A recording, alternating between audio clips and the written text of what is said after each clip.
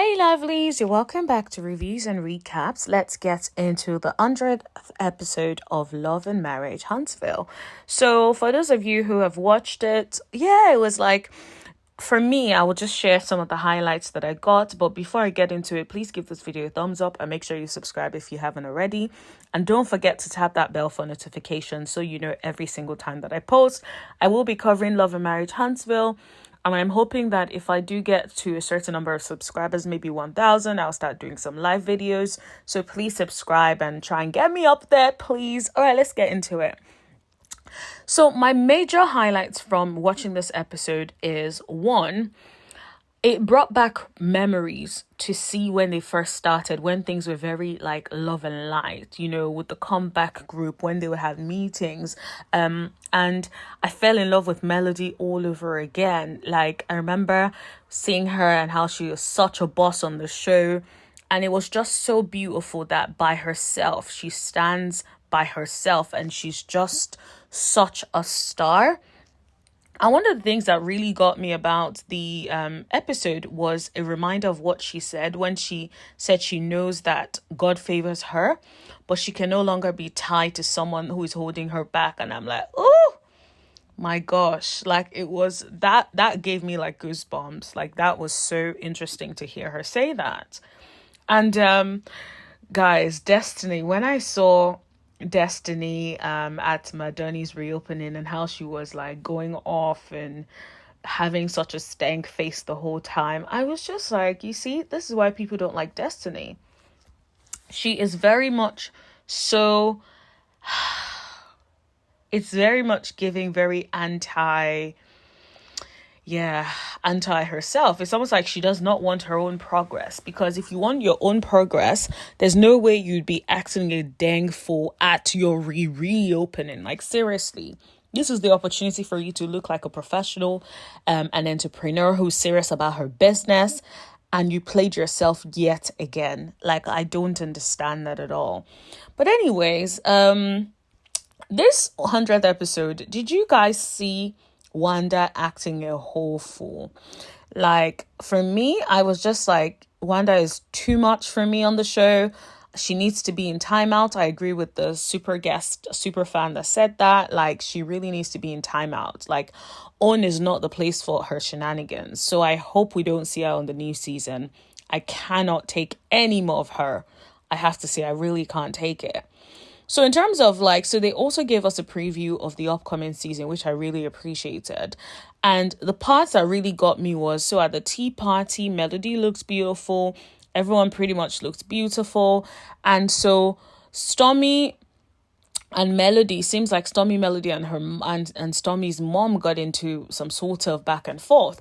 The part that was interesting was Melody was trying to apologize to Stormy's mom about a tweet of some sort or something that she had said, and she was trying to take ownership and apologize. Stormy's mom cuts her off and says to her to shut up.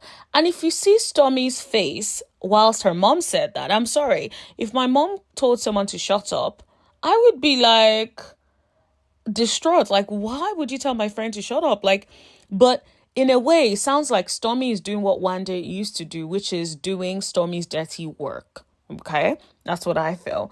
And so I'm not excited. If this is what they're going to be doing on the new season, I am not going to be here for it at all. So I was just like, that's hella disrespectful, like for no reason at all. So I don't know what's going on. And also, what's with all these grown women bringing their moms to like events, especially when you know your mom is going to come there and act a whole fool? It's because you don't want to do it. And you want someone else to do it for you. You want someone else to do your dirty work for you.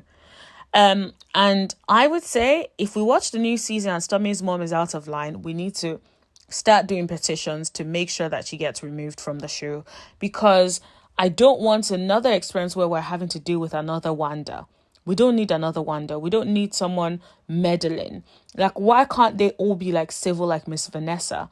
Miss Vanessa minds her business. Unless you come to her directly with the shenanigans, she don't bother nobody. That's the kind of mom we need on the show. If they kind of align like that, they need to get off the show, in my opinion. Okay, let me know if you guys agree or disagree in the comment section below. On here, it's a civil space. You can say whatever you feel as long as you're respectful, even if you disagree with me. So let me know in the comment section below.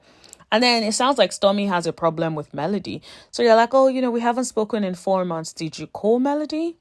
Did you text her?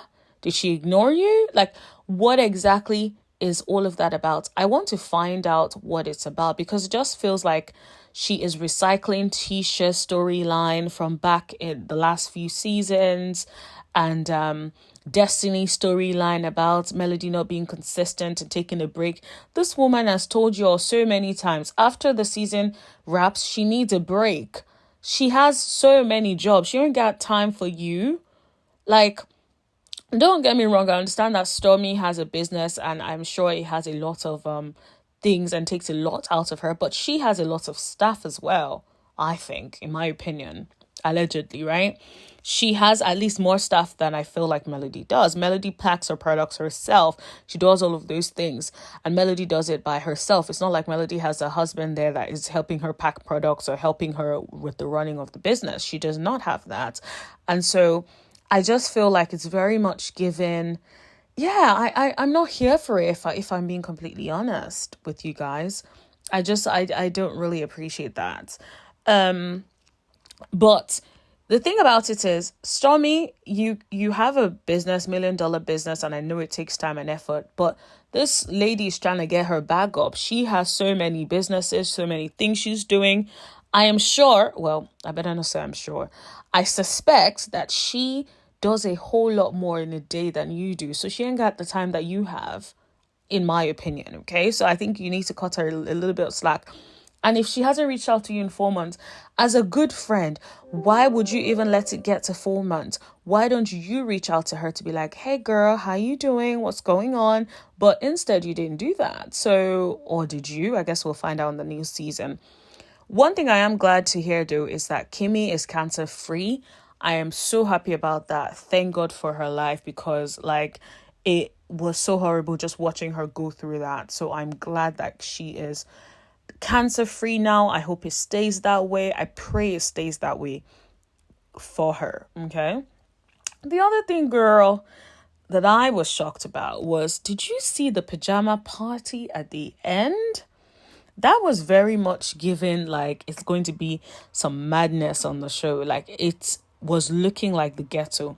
Now, I feel, I don't want to say I feel bad for Stormy, but I'm concerned about Stormy. But I don't think she's concerned about herself. What she needs to realize is, on this show, if she is not well liked enough, people will stop buying her products. People will start to boycott her stuff. So she needs to be very careful how she presents herself. You don't want to be the you don't want to be the owner of a $1 million company and then showing your whole ass and acting like a fool on a reality TV show. People will not appreciate that. And so I think she better get her ish together.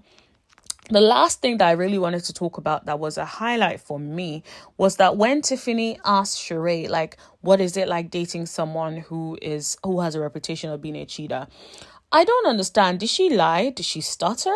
Like, why is everyone acting like she said something that was out of the ordinary? It's a very basic ass question. Like, why would you be dating someone that has such a reputation? She didn't even say why. She said, what is it like? So I think she put that question as respectfully as possible. So I don't really understand what that was about.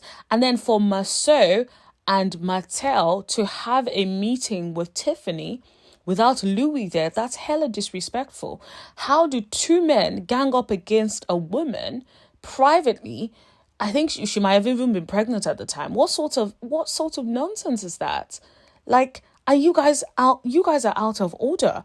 And I absolutely love how Louis checked both of them. And it was so shocking for Marceau to say that, she could have gotten slapped. Like, Tiffany could have gotten, like, bro, are you encouraging a pregnant woman to get slapped by a man? Like, what are you or by Sheree? Like, what are you talking about? Like,